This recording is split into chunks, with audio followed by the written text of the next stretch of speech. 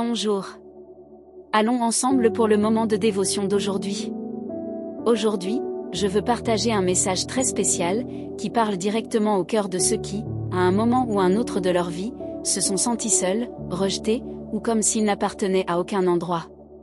Peut-être que vous n'avez jamais perdu vos parents physiquement, mais vous portez quand même un sentiment de vide, comme s'il manquait quelque chose d'essentiel en vous.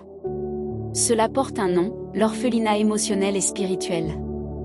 Jésus nous a laissé une promesse merveilleuse, pleine de réconfort et de vérité.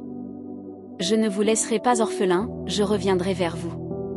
Encore un peu de temps, et le monde ne me verra plus, mais vous, vous me verrez, car je vis, et vous vivrez aussi.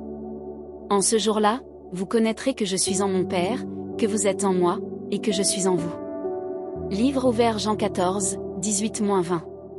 Ces paroles sont comme une étreinte de la part de Dieu pour chacun de nous. Il connaît nos douleurs les plus profondes. Il voit les vides que nous essayons de cacher. Et il ne nous laisse jamais orphelins, jamais. Je sais bien à quel point cette douleur peut se manifester. Même si mon père était vivant, j'ai grandi en ressentant son absence. L'alcool prenait toute la place dans sa vie, et avec le temps, cela m'a laissé des marques invisibles.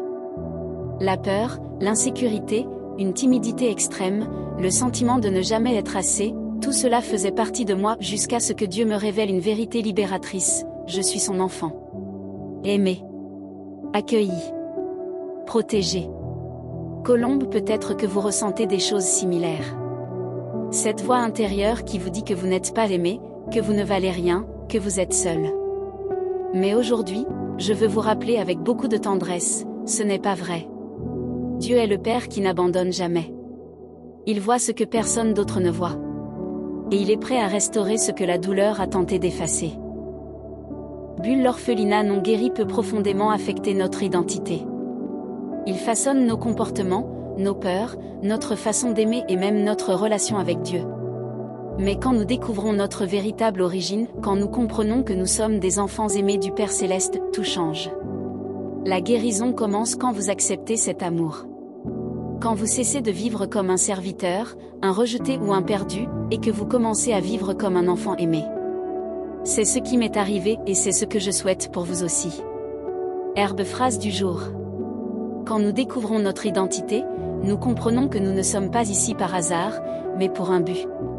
Étincelle, aujourd'hui est un excellent jour pour laisser Dieu prendre soin de vous. Ouvrez votre cœur. Inspirez profondément. Et dites: Père, je reconnais ton amour. Je ne suis plus seul. Si ce message a résonné en vous, s'il a touché une partie de votre cœur, je vous invite à rester avec nous. Abonnez-vous à la chaîne, activez-la.